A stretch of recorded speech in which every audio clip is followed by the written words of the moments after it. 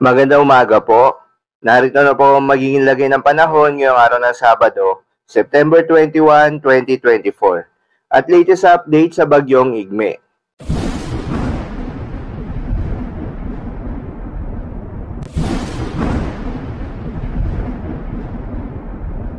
Sa kasalukuyan at ayon sa pag-asa, si Bagyong Igme nga ay nagdevelop bilang isang bagyo kahapon ng alas 2 ng hapon. Ngunit magandang balita naman dahil inaasahan rin na lalabas agad ito ng Philippine Area of Responsibility ngayong araw anumang oras. Huli nga itong namataan ng pag-asa sa layong 500 kilometers northeast of Itbayat, Batanes. Taglay ang lakas ng hangin na umaabot sa 55 kilometers per hour malapit sa gitna at pagbugso na umaabot sa 70 kilometers per hour. Kumikilos pa northwestward sa bilis na 40 kilometers per hour.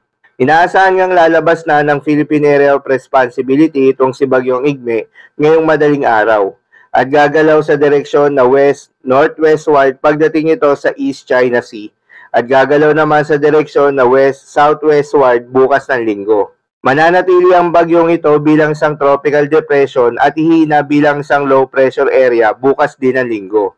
Dulot yan sa pagdaan ng isang cold front sa East China Sea. At kahit nga tinanggal agad yung tropical cyclone wind signal number 1, asahan pa rin ang pagbugso ng hangin na dala ng pinalakas na southwest monsoon sa Ilocos Region, Abra, Benguet, Batanes, Babuyan Islands, extreme portion of Isabela, Nueva Vizcaya at Zambales. At dahil nga sa pinagsamang epekto rin itong southwest monsoon at bagyong Igme, asahan ngayong araw ng Sabado ang heavy to intense rain sa Batanes, habang moderate to heavy rains naman sa Isabela, Cagayan, Babuyan Islands, Ilocos Region, Zambales at Bataan. Sa mga nabanggit po na lugar, pinag-iingat po yung mga kababayan natin sa mga posibleng banta ng pagbaha at pagguho ng lupa.